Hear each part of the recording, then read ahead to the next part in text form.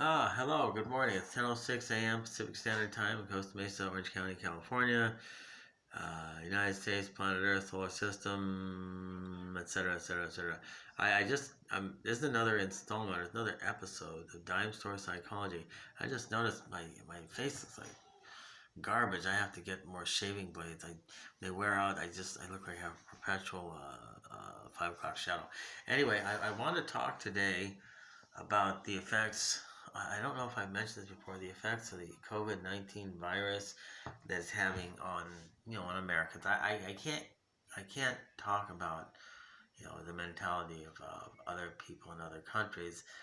It actually kind of seems commonplace to me that in other countries in the Asian continent and possibly even in India and Pakistan that perhaps wearing masks on a daily basis has been commonplace for probably some time. I mean, years or even decades.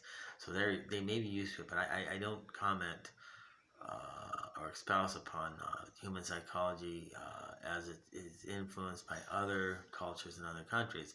I'm just not an authority on that because I'm not experiencing that.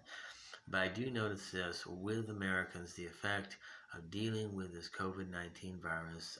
It has caused a slight nervous and mental breakdown in the average everyday American. Unfortunately, I do need to offer some corrective input, or at least some type of helpful counsel to the average American citizen, and those who are immigrating to this country. This country based on immigration, of course, but I've come to the conclusion that it's simply not advisable to, number one, to think negative. So to don't think negative. That's step number one. Think positive. That's step number two. Step number three is you have to stop worshiping at the altar of self-preservation. I may have mentioned that before in a past episode. I lost count of numbers. Step number 4 or 5, you have to stop worrying about death. Death is something I don't think I want to comment on, only because it's hard to imagine my own mortality. I do have other thoughts and beliefs. I am a spiritual individual, but I don't want to talk about that. This is about dime store psychology, not religion or politics, weapons, war, guns, violence, sex, drugs, or alcohol, or whatever. Um, Here's the thing, folks. If you worry every day excessively about preserving yourself, preserving your wealth, preserving your material goods, preserving your job, preserving your car, preserving your insurance, preserving your life, preserving the lives and health of your children, amidst this COVID-19 scare, um, your quality of life is pretty much going to go in the toilet. Um, you might as well just sit in a rocking chair, roll all the windows up, or close all the windows in your house, put on a sweater, live on the government dime, and just wait to pass away. I don't know how else to say it. People, at some point in time, you have to embolden yourself and simply live. Now, I've mentioned this before. When you go into another place, an establishment, a business, or somebody else's home, and they ask you to wear a mask, you have to wear a mask because you're in their home, you're in their establishment, you're on their turf, and they have the authority to ask you that. In fact, it doesn't, even after this COVID-19 virus pandemic, even after it's over, some people are simply going to want to go ahead and cling to the tenets and guidelines of the CDC, just because they feel safer. The elderly and infirm, they will be safer, and I do endorse that. I'm elderly. I'm 51 years old, but I'm not infirm. I take medication to correct chemical imbalance in my brain. I do have mental health disorders, but it doesn't make me a bad or dangerous person. I haven't been sick at all for the last 20 months. I'm going on almost 4 months shy of 2 years. I have not had even the sniffles or cold. Definitely haven't had the flu or any type of virus. The difference between me and other people is I don't wear a mask, especially outdoors. That's just beyond ridiculous. But I'm not a doctor. I cannot assert my own opinions or viewpoints on that. I do know some things, but again, if I start denouncing the COVID-19 virus and I'm not a doctor, I can get in a lot of trouble. So I'll keep my mouth shut on that. But what I can tell you, people, is you got to start weeding out all your fears. You have to live a life. You have to live your life in a way where you simply refuse to be afraid. You have to be bold. You have to be courageous. You have to be forthright. You have to stop lying, cheating, and stealing, mostly to yourself.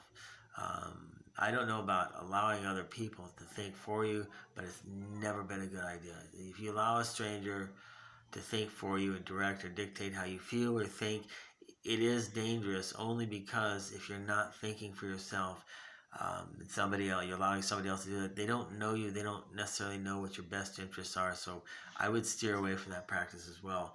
I've been an independent thinker, fiercely stubborn all my life. In fact, I keep saying it, I've been accused of being stubborn and opinionated by some of the most stubborn and opinionated people I've ever met. So that's a ha-ha joke, but it's just true. I mean, one finger pointing at the other person, three fingers pointing back at you. But anyway, so here we go. When you feel like being afraid, think to yourself this: what is it you're being afraid of, and exactly how dangerous is it to begin with? So, overcome your fears. Start being courageous, not cowardly.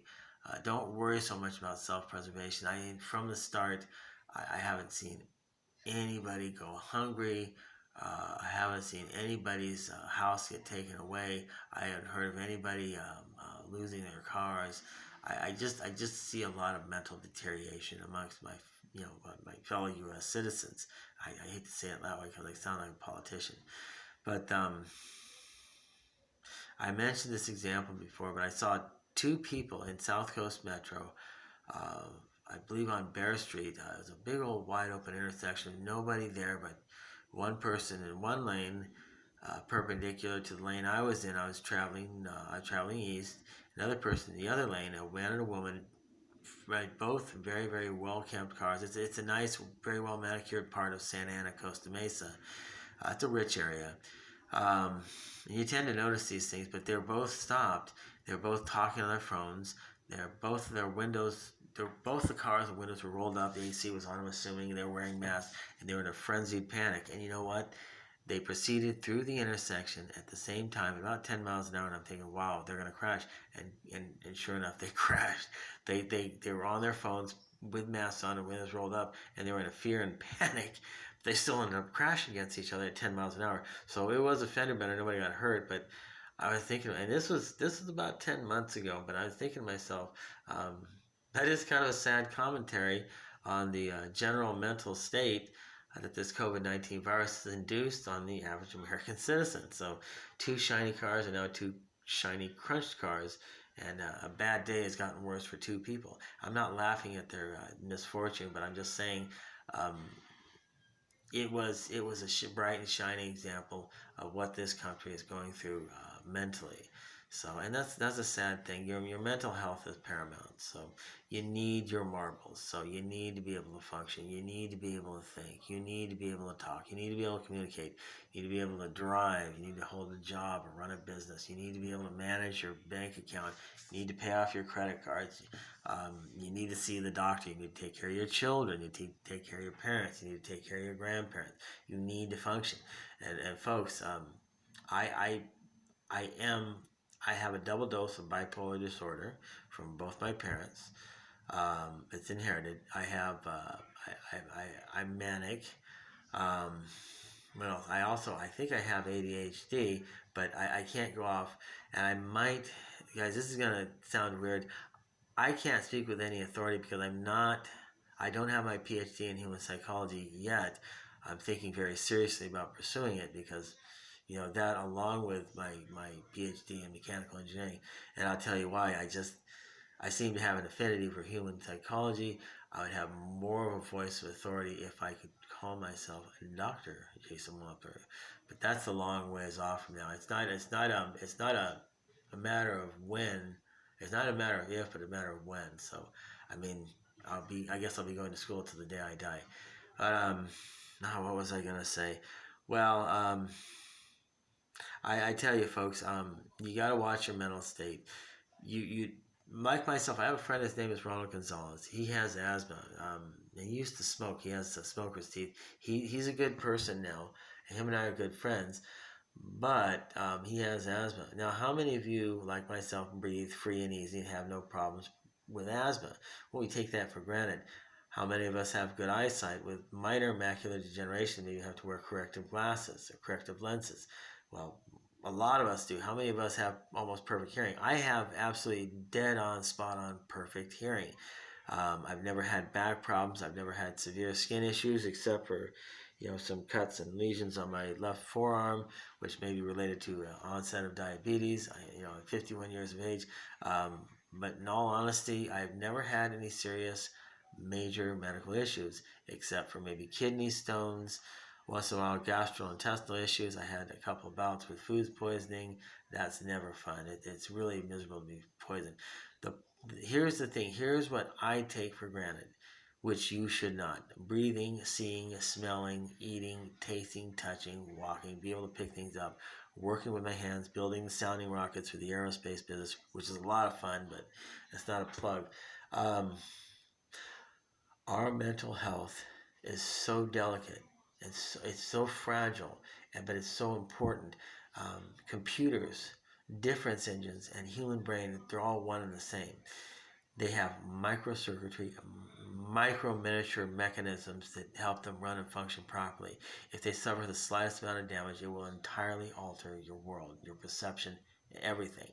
So just be thankful for what you got. Anyway, we're at the 11-minute and 30-second mark. I have to get going. I have stuff to do today for the business.